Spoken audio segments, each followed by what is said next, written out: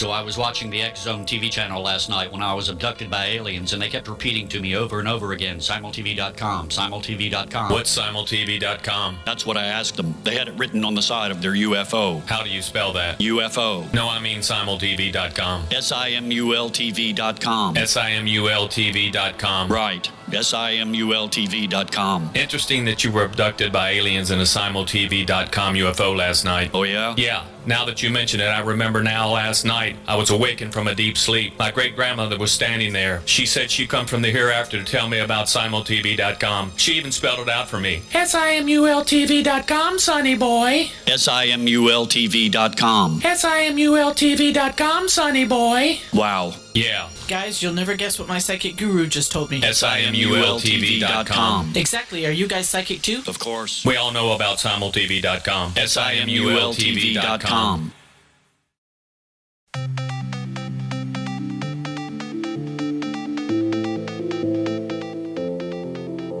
Welcome everyone to Too Good to Be True. Thank you for taking the time to listen. The subject for today's show is nuclear accidents. Before we start getting into details, let's just briefly talk about psychic insight and how we apply it. We choose a subject and research it, and based on that research, we determine what we think needs to be explained by creating a series of questions.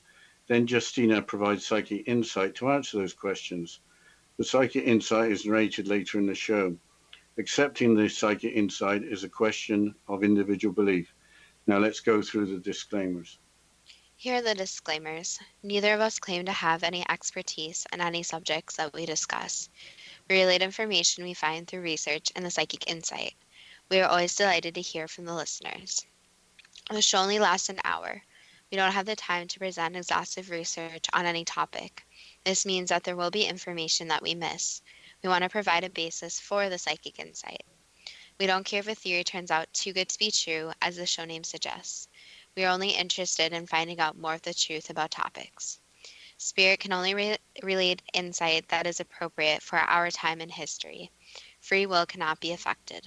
Only comments that are appropriate for our time can be given through the psychic insight. Much of the subject matter in shows may have already been covered many times in other media. We want to look into subjects in a new, different way and be thought-provoking. We are not so good with pronouncing names, we apologize, and neither of us have any particular knowledge of physics, nuclear technology, or biology. If we have misstated anything, we apologize. The nuclear accidents that immediately come to mind are 3 Mile Island, Chernobyl, and Fukushima. Before you get started with 3 Mile Island, isn't lack of any permanent means of storage of nuclear waste on the planet an unacceptable risk or a potential disaster? Waste fuel rods are replaced because they become more radioactive and are no longer controllable. They will be radioactive for thousands of years. Some material is recycled, but there is no permanent storage. But moving on to 3 Mile Island, Wikipedia provides a description as follows, quote, "The 3 Mile Island accident occurred on March 28, 1979 in reactor number 2 of 3 Mile Island Nuclear Generating Station in Dauphin County, Pennsylvania, near Harrisburg. It was one of the most significant accidents in U.S. commercial nuclear power plant history. The incident was rated a 5 on the 7-point International Nuclear Event Scale, accident with wider consequences. The accident began with failures in the non-nuclear secondary system, followed by a stuck-open pilot-operated relief valve in the primary system, which allowed large amounts of nuclear reactor coolant to escape," unquote. This was followed by operators not recognizing the emergency being due to loss of coolant. What was the aftermath of the incident? The Wikipedia article continues as follows. Quote, "The accident crystallized anti-nuclear safety concerns among activists and the general public and resulted in new regulations for the nuclear industry. It has been cited to have been a catalyst to the decline of a new reactor construction program, a slowdown that was already underway in the 1970s. The partial meltdown resulted in the release of radioactive gases and radioactive iodine into the environment. Anti-nuclear movement activists expressed worries about regional health effects from the accident. However, epidemiological studies analyzing the rate of cancer in and around the area since the accident determined there was a small statistically non-significant increase in the rate and thus no causal connection linking the accident with these cancers has been substantiated. Cleanup started in August of 1979 and officially ended in December of 1993, with a total cleanup cost of about $1 billion, unquote. $1 billion in 1993 is about $1.75 billion in today's terms. Reactor number 2 was permanently shut down. One of the lessons learned was that the facility's complexity, however well managed, would lead to failures. But that wasn't quite the end of the story. What happened? Was there another accident? No, a Hollywood movie was released with incredible timing. Here is more from the Wikipedia article. Quote, on March the 16th, 1979, 12 days before the accident, the movie The China Syndrome premiered and was initially met with backlash from the nuclear power industry, claiming it to be sheer fiction and a character assassination of the entire industry, unquote. The name China Syndrome relates to the idea that a nuclear meltdown could go all the way through the Earth to China. Changing subject to Chernobyl, I'm very interested in how animals have adapted and taken over the large abandoned area. But how did the disaster happen? The bad news started when a Swedish power plant had detected raised radiation levels and sounded the alarm on April the 28th, 1986. The following is from Wikipedia. Quote, the Chernobyl disaster, also referred to as the Chernobyl accident, was a catastrophic nuclear accident. It occurred on the 25th to 26th of April 1986 in a number 4 light water graphite moderated reactor at the Chernobyl nuclear power plant near the now abandoned town of Pripyat in the northern Ukrainian Soviet Socialist Republic, Soviet Union, approximately 104 kilometers or 65 miles north of Kiev. The event occurred during a late night safety test which simulated a station blackout power failure, in the course of which safety systems were intentionally turned off. A combination of inherent reactor design flaws and the reactor operators arranging the core in a manner contrary to the checklist for the test eventually resulted in uncontrolled reaction conditions, water flash into steam, generating a destructive steam explosion and the subsequent open-air graphite fire. The fire produced considerable updrafts for about 9 days. These lofted plumes of fission products into the atmosphere. The estimated radioactive inventory that was released during this very hot fire phase approximately equaled in magnitude the airborne fission products released in the initial destructive explosion. The radioactive material precipitated onto parts of the Western USSR and Europe, unquote. It sounds like the accident was highly avoidable. But what happened during the fire that continued for about 9 days? Besides firefighters putting out the reactor fire, apparently without protective equipment or knowledge of radiation, there was an evacuation of the surrounding area. Here's part of the Wikipedia article on the subject of the Chernobyl exclusion zone. Quote, the exclusion zone covers an area of approximately 2,600 square kilometers or 1,000 square miles in the Ukraine immediately surrounding the Chernobyl nuclear plant, where radioactive contamination from nuclear fallout is highest and public access and habitation are restricted. Other areas of compulsory resettlement and voluntary relocation, not part of the restricted exclusion zone, exist in the surrounding areas and throughout Ukraine. The exclusion zone's purpose is to restrict access to hazardous areas, reduce the spread of radiological contamination, and conduct radiological and ecological monitoring activities. Today, the exclusion zone is one of the most radioactively contaminated areas in the world and draws significant scientific interest for the high levels of radiation exposure in the environment, as well as increasing interest from tourists, unquote. What about the reactor meltdown in the elephant's foot? Wikipedia also includes an article entitled The Elephant's Foot. In the article, the word corium refers to the lava-like radioactive meltdown material consisting of nuclear fuel, reactor parts, and so on.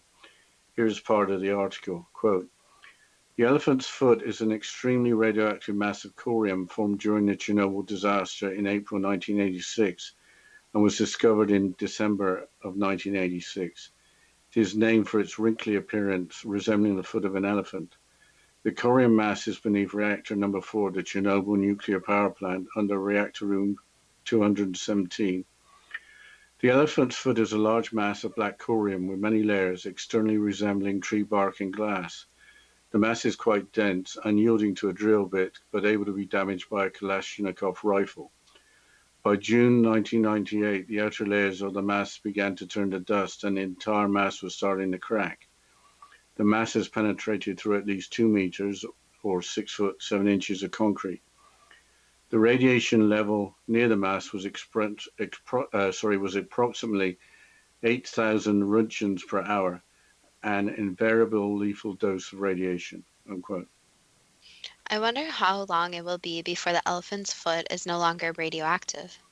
The Ripley's website in an article from 2016 claims that it's going to be a long time. Quote, even after 30 years, the foot is still melting through the concrete base of the power plant. Its existence makes the city uninhabitable to humans for at least the next 100 years. If it melts down into a source of groundwater, it could trigger another explosion or contaminate the water of nearby villages, unquote. Going back to the animals which have taken over the evacuated area, the obvious question is how they are surviving in a place too dangerous for humans. Here is a quote from the Curiosity website from April of 2018. Quote, except for a few scientists and roughly 100 hardy civilian residents, Chernobyl has seen virtually no human visitors. But this tragedy has a bright side.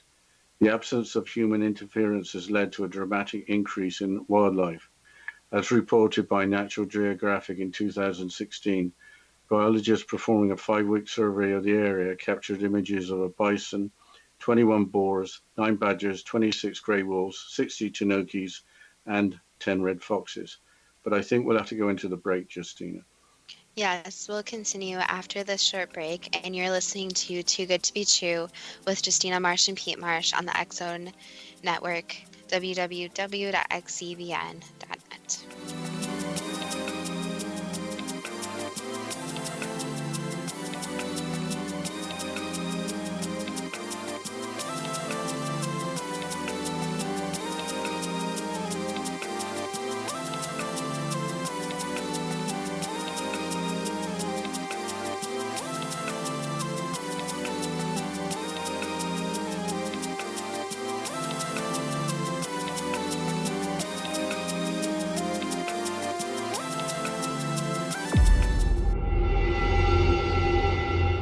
Whether you're a skeptic or a believer, join me, Rob McConnell, as together we'll investigate the world of the paranormal and the science of parapsychology here on the X-Zone Radio TV show on XZBN and the X-Zone TV channel on Simul TV.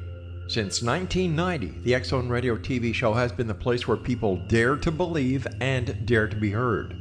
Together, we'll investigate UFOs, aliens, ghosts, Bigfoot, psychic phenomenon, lake monsters, conspiracy theories, government cover-ups, the truth embargo, alien abductions, ESP, haunted locations from around the world, and so much more.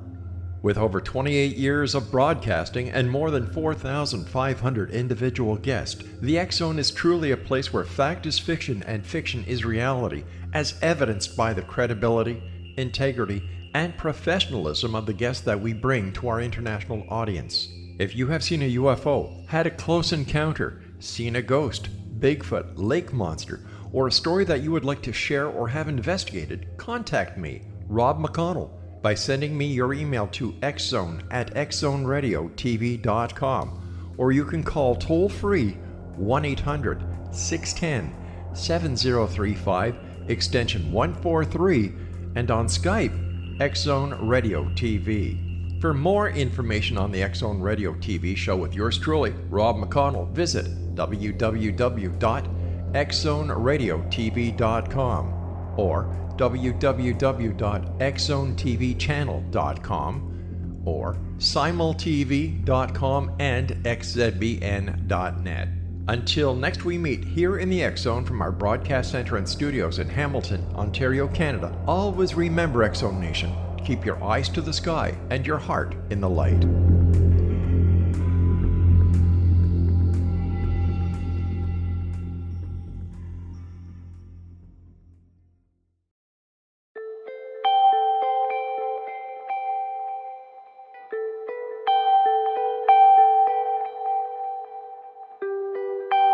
It's hard to listen to the news without realizing we're living in volatile, unprecedented times.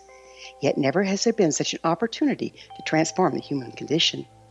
As old structures fail, where can we find the guidance to co-create a better way? Find Your Path Home is an ever-evolving, leading-edge information, education, and healing resource center designed to support and guide you on your path to unity and enlightenment. Based on sound principles employed by shamans worldwide, we provide techniques that can support you through the current transitions, offering online shamanic classes, international long-distance shamanic healing sessions, complimentary Mission Evolution radio episodes and Stairway to Heaven TV vignettes, seminars, retreats, and much more. All of this can be found on findyourpathhome.com.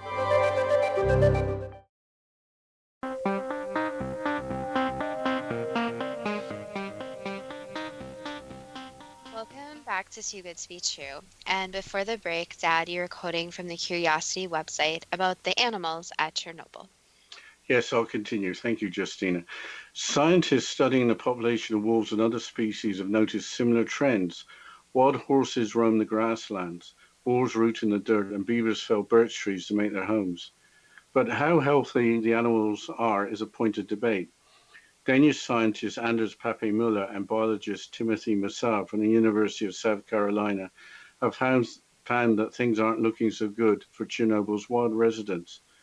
One study they performed found that there were fewer butterflies, bumblebees, grasshoppers, dragonflies, and spiderwebs in Chernobyl, even 20 years after the disaster. They've also reported an increase in mutation rates in certain species. But one thing is clear, Chernobyl's exclusion zone hasn't been toxic enough to decrease wildlife populations to a dramatic degree, if at all. As biologist Jim Beasley told National Geographic, in the exclusion zone, humans have been removed from the system, and this greatly overshadows any of those potential radiation effects. Between radiation and human civilization, the humans seem to be the greater threat, unquote. A tanuki is a type of canine or dog with markings like a raccoon. I've read about the wolves in particular doing really well in the exclusion zone. It doesn't sound like a good environment for wolves. Apparently, wolves have a population in the exclusion zone estimated at about 7 times the expected level, based on the populations typically found in reserves and other locations in the region. The concern is that radioactive wolves will migrate to areas outside of the exclusion zone.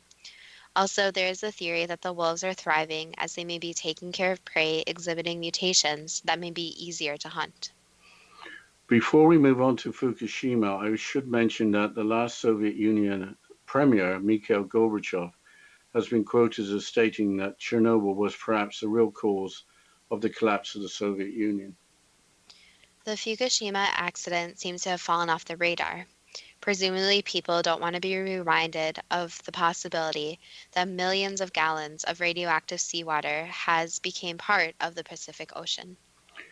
It may be forgotten that the tsunami that caused the Fukushima disaster killed almost 19,000 people, but the level of environmental concern for Fukushima seems to range from an environmental catastrophe to nothing to worry about.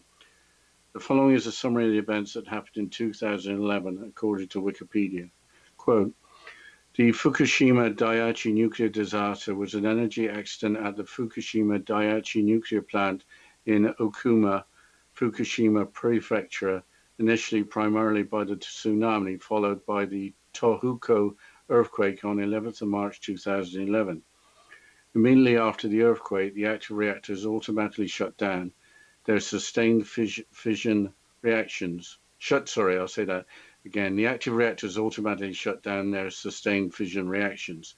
However, the tsunami disabled the emergency generators that would have provided power to control and operate the pumps necessary to cool the reactors.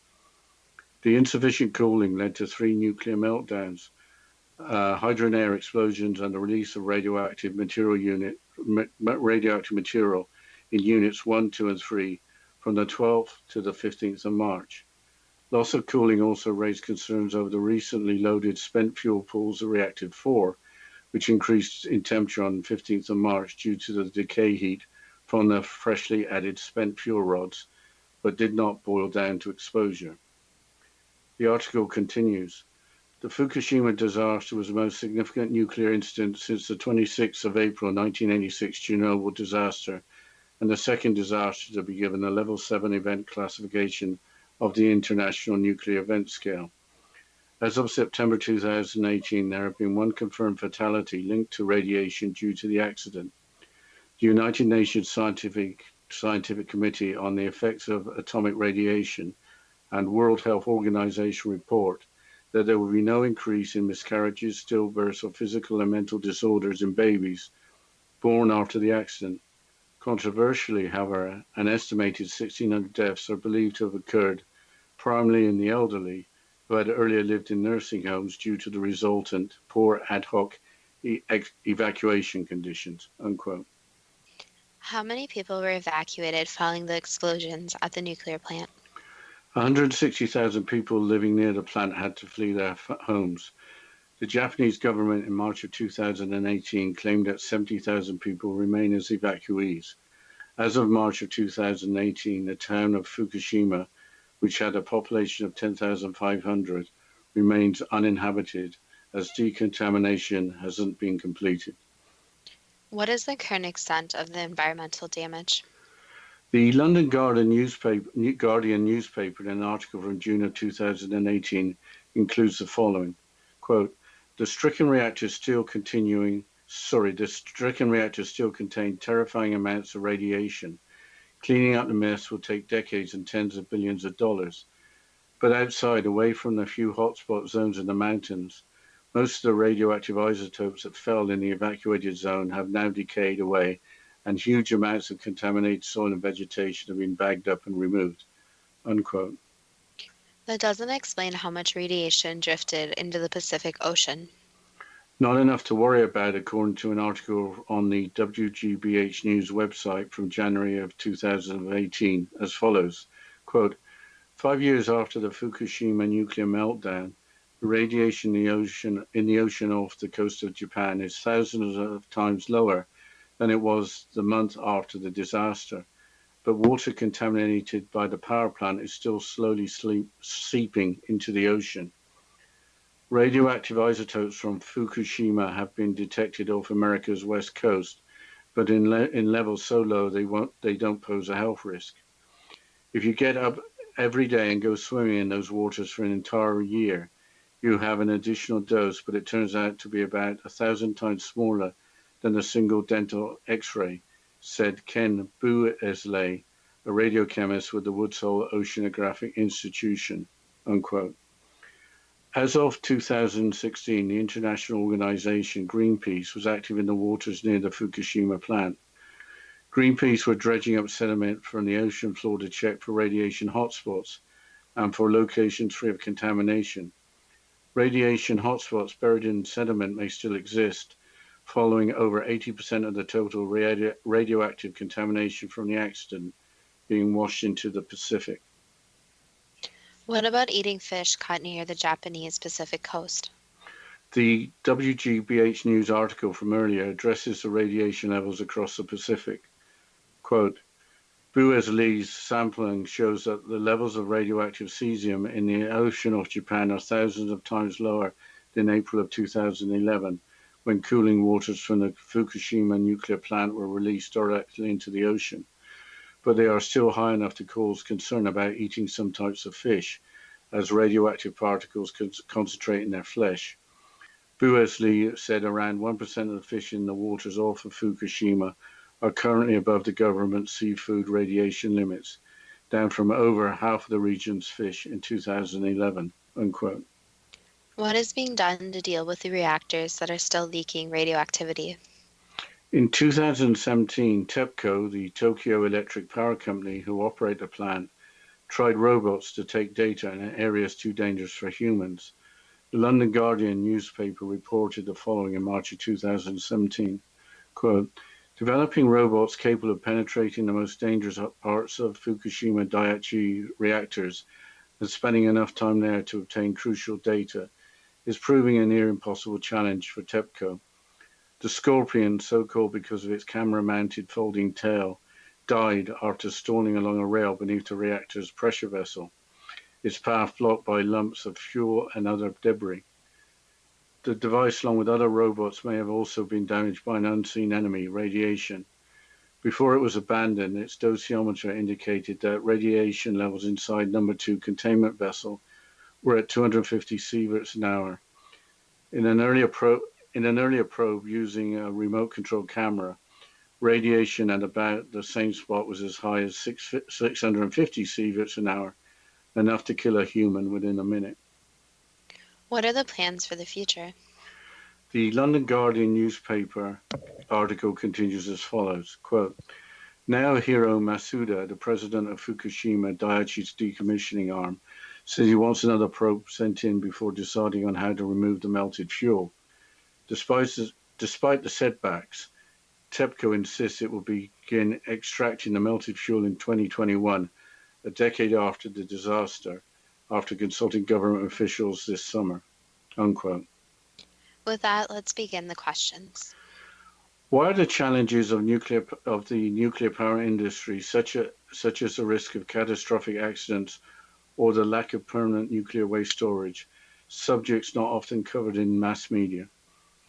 Since these subjects are far and few between, so it's not as popular as other subjects that people encounter on a daily basis. So for example, the oil industry or gas, etc., is something people run into every single day. So it is more covered, causes more fear. However, with different nuclear topics, there's little known to the actual public about it. So it's not a subject that everyday people know, therefore it's not as popular in the media. I think we don't have time for another question before the break, so can you take us into the break, Justina? Yes, we'll continue with the questions and psychic insight after this short break. And you're listening to Too Good to Be True with Justina Marsh and Pete Marsh on the X Zone Broadcast Network, www.xzbn.net.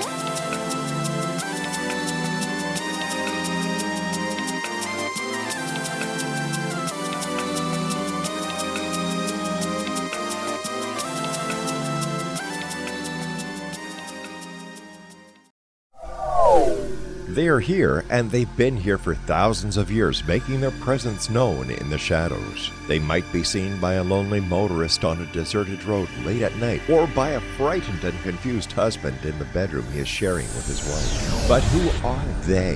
What do they want? Why are they here? Perhaps most concerning, has the government been aware of their presence all along? The new book by L.A. Marzulli, UFO Disclosure, the 70-year cover-up exposed, delves into the world of UFOs. Can full disclosure be soon? Order now and receive a free hour and 37-minute DVD on the UFO phenomenon. UFOs are real. Get both the book and the DVD, a $40 value, for only $19.99. To order your book and DVD today, go to lamarzulli.net. That's LAMARZULLI.net. Rob McConnell here, presenting an overview for Nicholas Paul Jennings, author of a fascinating book, Amen. It presents facts revealed by Egyptologists, facts that enable us to understand why Amen is the beginning of creation of God. It provides recommendations for religious leaders of the major religions to unify their beliefs and teach the Word of God. Love one another. Amen informs people how mankind conceived God. It was the Egyptians that developed the concepts of a soul, a hereafter, and Son of God. And finally, after the worship of many gods, they conceived the belief in one universal God, the maker of all there is. For more information, visit www.futureofgodamen.com. That's www.futureofgodamen.com.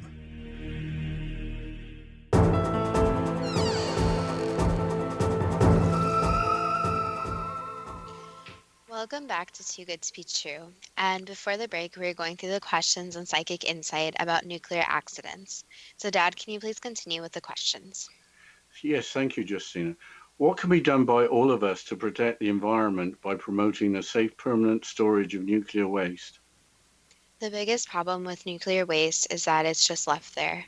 So, working on a solution into just leaving the waste, finding a way to dispose of the waste properly, which obviously is easier said than done, but looking at all means of disposal. So, looking at converting it into something that's less likely to be as dangerous. So, instead of just putting it into a place and just forgetting about it, studying its effects over time and thinking of plausible options. Did the 3 Mile Island accident begin with failures in a non-nuclear secondary system, followed by a stuck open pilot-operated relief valve in the primary system, allowing large amounts of nuclear reactor coolant to escape? Yes. Was the 3 Mile Island accident a catalyst to the decline of new reactor construction, a slowdown already underway in the 1970s? Yes, since it's finally showed the experts that something bad could happen, and it was more likely than anyone predicted. Were anti-nuclear movement activists justified in expressing worries about regional health effects arising from the accident? Yes, they were justified, since the facts were kind of left on their own accord instead of being studied over time. Were epidemiological studies that analyzed the rate of cancer in and around the area of the accident correct in determining that there was a small, statistically non-significant increase in the rate of cancers with no causal connection? From their studies, yes. So the problem with any study is that it can be biased high or low based on population size, based on which participants they are using, based on what they are actually studying in the participants. So basing, for example, of the cancers caused by this or if it is something totally unrelated. So that's the problem with a lot of different surveys and scientific studies, is that the sample size needs to be large enough, and there needs to be more study of if it's correlation or causation, which is a very tricky line to cross. Was the facility so complex that, however well managed, failures could not be avoided? It's always possible that failures could occur. So yes, it always was a possibility. Why was there the coincidence that the major Hollywood movie, The China Syndrome, was released only 12 days before the 3 Mile Island accident? That was just a coincidence. So it's just very strange timing to release the movie, and then the incident occurred, but they were not related. What can we learn from the accident at 3 Mile Island? The safety precautions need to be in place. So especially with things like nuclear power, it needs to be studied in depth enough to understand it enough. So the problem with a lot of nuclear incidents is that people just don't understand the power that they are working with. This isn't something that you could say is natural to the earth, and instead is something that needs to be highly precautious with. So putting in multiple safety measures and treating it as something that is dangerous and powerful, instead of people that are not always trained properly or not putting enough safety precautions in place. Was radiation from nuclear reactions a total surprise when the atomic bombs were dropped on Japan, or were people aware of it? Many people didn't know, since yes, they could study radiation, but in the years that, for example, the atomic bombs were being made, people were handling them without any safety precautions. So at the time it was known that yes, there's going to be this radiation, but not the effect on humans that the radiation actually caused. Changing subject to Chernobyl, for such a potentially dangerous system, why would a late night safety test simulating a station blackout power failure be run with safety systems intentionally turned off? Someone was experimenting on their own, so as someone who is responsible for it and kind of just wanted to see what was going to happen. So you can think of it as someone just being very unintelligent. Why did the operators arrange the core in a manner contrary to the checklist for the test, resulting in uncontrolled reaction conditions? That was just a rookie mistake, so people weren't trained properly. So the personnel they hired were not in the field, nor had much knowledge of what they were actually working with. Why is there increased interest from tourists in the Chernobyl exclusion zone, which is one of the most radioactively contaminated areas in the world? Since, as you stated, it's one of the most highly radioactive areas in the world, so there's not another place, at least at the time, that people could go to and experience what actually destroyed a single town and the area around the town, the reactors, etc. So basically, the call to Chernobyl is that it's a place left in time where people had to just get up, leave their lives behind, and move to somewhere else because of the incident. And there's also the draw from the people about how the radiation actually affects the buildings, the animals, the plants, etc. So there's not really anywhere else in the world where people could go and see these effects. Will the elephant's foot, which is still melting through the concrete base of the power plant, make the city uninhabitable for humans for at least the next 100 years, or will it be a lot longer? Depending how it would actually spread and how it is contained, it may be a lot longer. So the problem with the elephant's foot is that it could go one of two ways. It can melt through, or it could only affect a small area. However, if it seeps into any of the groundwater, etc., the results could be a lot worse than expected. How will planet Earth absorb the elephant's foot and eventually make it harmless? Basically time, so many, many years of time, where the Earth's natural cycle will take over. So where the Earth takes something put into it and basically tries to convert it. So with the half-life of the different material, over time it will get better. However, it will take such a long time that the area still would be unsafe for a very large amount of time. How long will it take for the damage to the Earth caused by the Chernobyl accident? Sorry, I'll start it again. How long will it take for the damage to the Earth caused by the Chernobyl accident be repaired by mankind and by natural processes? Mankind would be figuring out a solution to actually dispose of the waste. For in terms of natural processes, it would take millions of years. So since it's such a highly condensed form of radioactive material, that means that the Earth can't simply destroy it. Instead, it has to slowly over time turn it into something that is not as hazardous as it already is. How can about 100 hardy civilians residents still live in Chernobyl with all the associated health risks? Basically, they know the risks, and with radiation, the frightening thing is that the effects can't always be seen in a slow progression. So instead, the effects can be seen later in life or at a random point where something doesn't seem right. So it's livable to live near radiation depending on the levels. However, it affects each different person differently, and the effects may not be seen when they are initially exposed. That's the misconception is that, for example, when someone is initially exposed to large amounts of radiation, there are these large effects. However, when there are smaller amounts of radiation over time, there are slower lasting effects that may come to light later in life. In the Chernobyl area, why have the population of large animals like bison or wolves increased, while there are fewer smaller creatures like butterflies, bumblebees, or grasshoppers? Basically, what the different creatures eat. So, insects, for example, are highly susceptible to any small changes in their environment. So, the smaller creatures don't really have as much food to eat. However, the larger creatures have a lot more food and can eat off of the creatures not affected. So it's just the natural cycle of life of what actually got affected by radiation and what didn't. Why is there an increase in mutation rates only for certain species? Since some of the species, the way that their body is built, you could say, over time, is that they are just less acceptable. So you can think of it as kind of this armor they have compared to some other animals, that over time they haven't been exposed to anything such as that. So radioactive materials have been on Earth, obviously, otherwise they would not have been able to be used. So some animals just have a higher tolerance for it. Has removing the humans from the area removed a bigger threat to the animals living there than posed by radiation? That could be said yes, since over time the animals will adapt to the radiation and more species will be able to move back in. Why is the population of wolves about 7 times greater than normal in the exclusion zone, especially as they will be consuming radioactive prey? Since again they have this kind of armor against it. So wolves have evolved to the level where radiation does not affect them as much as you could say affects humans or smaller creatures. Is there any danger associated with wolves migrating out of the exclusion zone?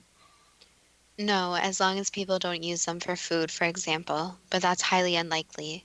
So there's not really any danger since the radiation, once it enters the animals' bodies, is not the same process as a human. For example, if a human gets exposed to radiation, nobody wants to be around them. However, with an animal, it's a little different, where they are not going to spread radiation to different parts. Do we have anything to fear from the condition of the animals in the exclusion zone? No.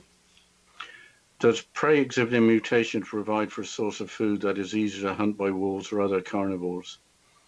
Yes, a lot easier. A lot of these mutations are harder to have the animals adapt. For example, if they have an extra limb, they're easy prey, since they may not be able to run as fast. I think we have to go into the break, Justine. Yes, we'll continue after this short break, and you're listening to Too Good to Be True with Justina Marsh and Pete Marsh on the X Zone Broadcast Network, www.xzbn.net.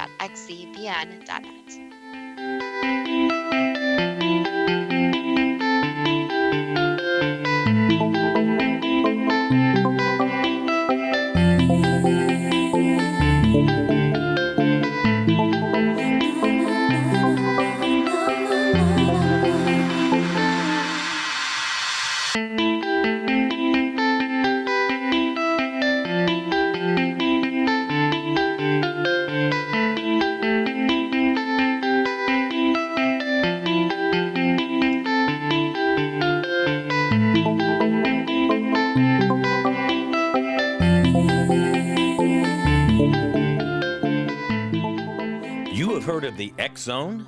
Now watch it on Simul TV, plus 500 video games, live TV channels, free video on demand, worldwide, and more.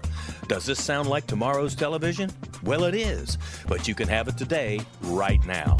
It is Simul TV. Simul TV offers what the others only wish they could provide. 15 exclusive channels like X Zone, sci-fi, and horror. We are worldwide. No other provider offers that. 500 built-in video games. No need to have an extra expensive system. We have them included. Free video on demand. Live streaming events from around the world. Interactive online network, and much more. Tomorrow's TV today. Simul TV. Sound too good to be true? Well, it's not. You can have Simul TV today. Sign up at simultv.com. Do it today.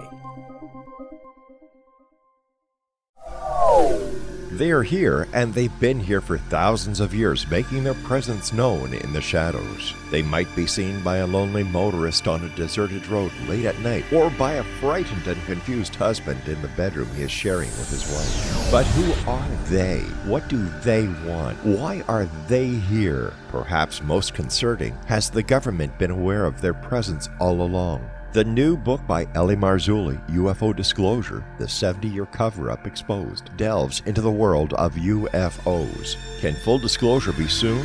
Order now and receive a free hour and 37-minute DVD on the UFO phenomenon. UFOs are real. Get both the book and the DVD, a $40 value, for only $19.99. To order your book and DVD today, go to lamarzulli.net. That's LAMARZULLI.net.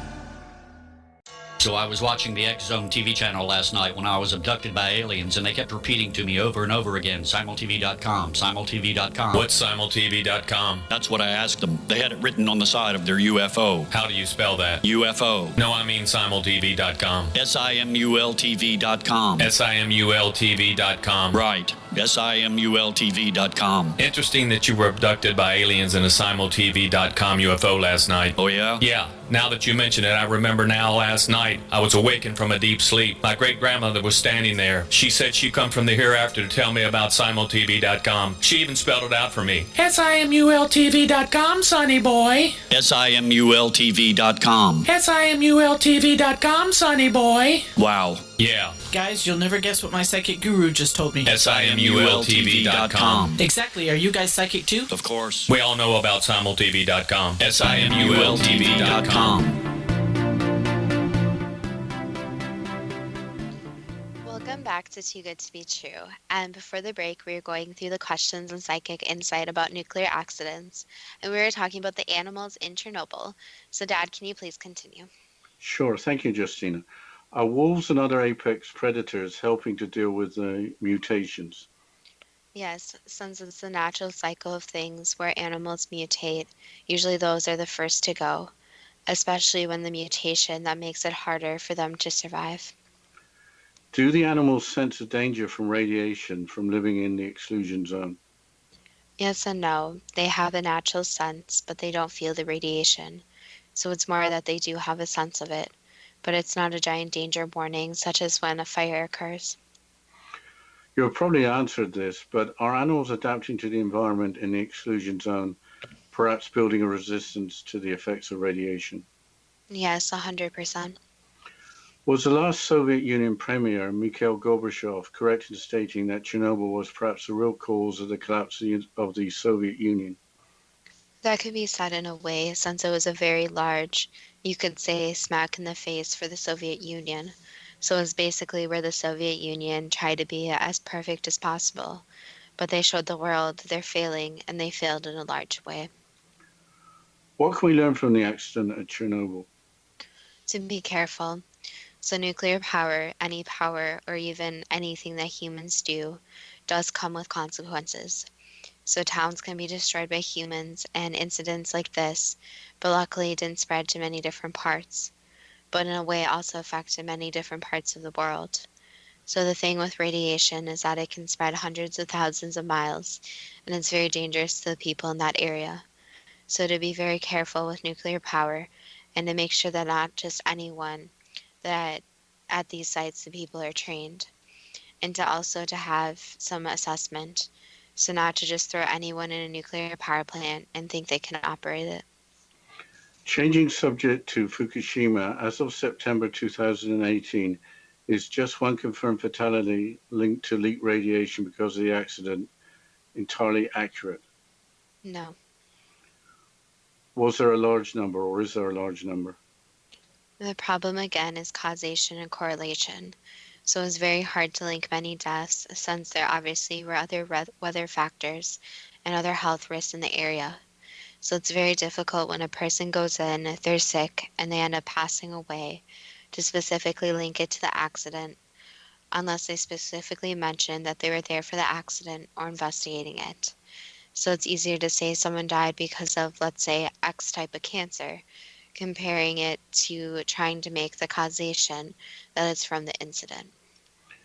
Was the accident a result of the tsunami disabling the emergency generators, resulting in no available electric power to control and operate the pumps necessary to cool the reactors? Yes. Are the authorities correct in that there has been no increase in miscarriages, stillbirths, or physical and mental disorders in babies born after the accident? Again, that's very difficult to say since the study would have to go over many years. So just a few years of data will not show anything significant increases or decreases, since it really depends on the number of babies being born, where the people were at the time, etc. So more factors have to be in play, and there needs to be more continued monitoring. Are the estimated 1,600 deaths primarily in the elderly who had been poorly evacuated from nursing homes following the accident actually that high a number? Yes. Why was the number so high?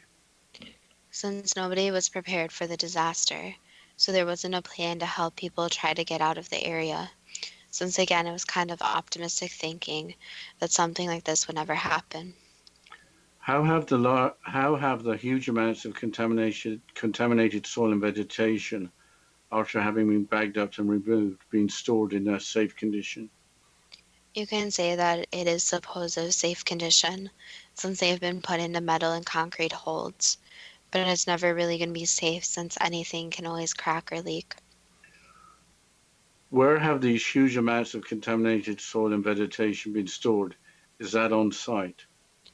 In their proximity, yes, but not directly in sight, but near.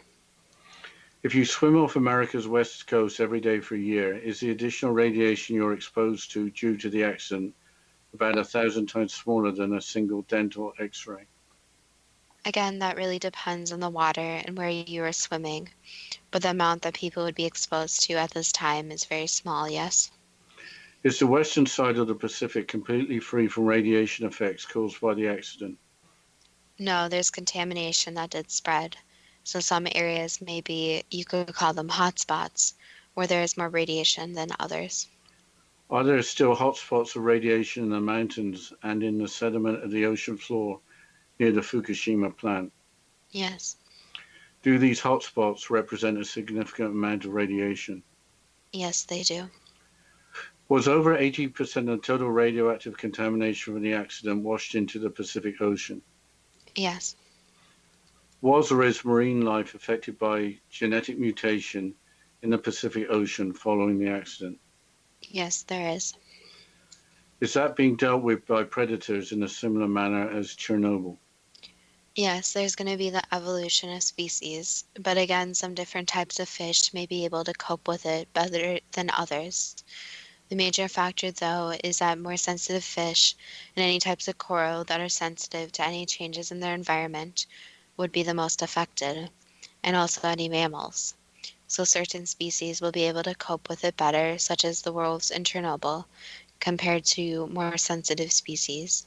So the fear is, for example, let's say like something like this happens next to the Great Coral Reef, it would wipe out the entire coral reef since the coral is so sensitive to any changes. Were the sea life forms aware of the risks associated with the Fukushima plant? Did they try to avoid them? That's a difficult question since the sea life was more aware of the storm happening.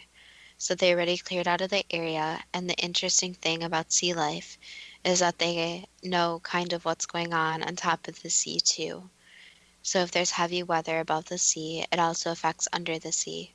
So usually they try to get away from them as fast as possible. So there is less sea life in the area, meaning less affected at the initial shock of what Fukushima happened. Are around 1% of the fish in the waters off Fukushima currently above the Japanese government seafood radiation limits? Yes. Should there be greater concern at developing robots capable of penetrating the most dangerous parts of the Fukushima reactors and spending enough time there to obtain crucial data is proving a near impossible challenge? So nothing's really impossible. So it is possible to be able to create some type of robot or drone that can go inside and can collect data. So the hard part about this is that any electronic you send there will be affected by the radiation. So creating some type of electronics that would actually not be destroyed by the radiation in the high amounts. So the physical metal may be fine, but it's more the internal components that would be the difficult task. Are the radiation levels inside the number 2 containment vessel at 250 sieverts an hour, having been at 650 sieverts an hour, enough to kill a human within a minute? Yes, it is. Is starting to extract melted fuel from the three destroyed reactors in 2021, a decade after the disaster, a realistic timeline? No, so there needs to be further testing since the amount of radiation can really be a fact if that is ready to be torn down or not. So the fact that tearing down something that is still highly radioactive means that the radiation still has a place to go, meaning that other areas around could still be affected or you could say even nuked. So the radiation has to be highly studied and considered safe before this can occur. Where is a safe place to eventually store the extracted melted fuel? There's not really anywhere so-called safe, but the safest location would be somewhere very remote. So somewhere that's away from the water, away from as much wildlife as possible, and obviously away from humans. How will planet Earth absorb the residual radiation from the 3 destroyed reactors and eventually make it harmless? Basically just time. So time can create different things on this planet to where the planets can go from basically one extreme to another. But it takes thousands, even millions of years. So radiation is something in these radioactive elements that is naturally occurring in the Earth. However, since humans are altering the natural radioactive elements, it's just going to take time for them to be able to go through their half-lives and their cycles, so they become less dangerous. Is it correct to say that it is impossible to make nuclear power plants totally safe against environmental disasters? Yes, just as anything can cause a total disaster. So you can think of even the wildfires that have been occurring in California, for example. It only takes one match, one spark to destroy entire forests. So any technology that humans create can cause large disasters. It's just trying to take as many safety precautions as possible. What can we learn from the Fukushima disaster? That sometimes a backup needs a backup that needs a backup. So there needs to be proper operation in a place since natural disasters do occur. So any nuclear power could be hit by some type of large natural disaster. It would only be a matter of time. And to try to build any power plants, especially nuclear power plants in areas not right next to oceans or not next to anywhere that could be easily moved from place to place. So it's not the smartest decision to build something that could be highly affected by natural disasters.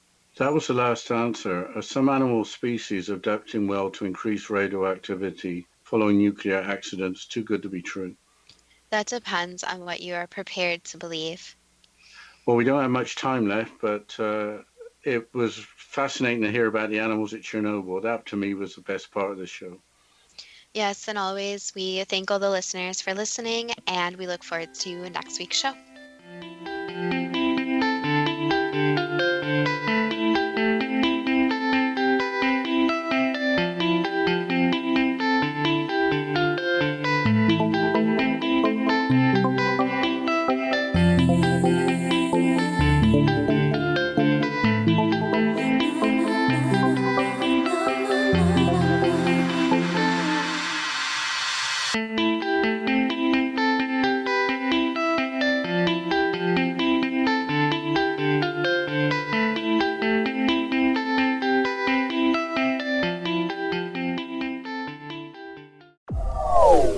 They are here, and they've been here for thousands of years, making their presence known in the shadows. They might be seen by a lonely motorist on a deserted road late at night, or by a frightened and confused husband in the bedroom he is sharing with his wife. But who are they? What do they want? Why are they here? Perhaps most concerning, has the government been aware of their presence all along? The new book by Ellie Marzulli, UFO Disclosure, the 70-year cover-up exposed, delves into the world of UFOs. Can full disclosure be soon? Order now and receive a free hour and 37-minute DVD on the UFO phenomenon. UFOs are real. Get both the book and the DVD, a $40 value, for only $19.99. To order your book and DVD today, go to lamarzulli.net. That's LAMARZULLI.net.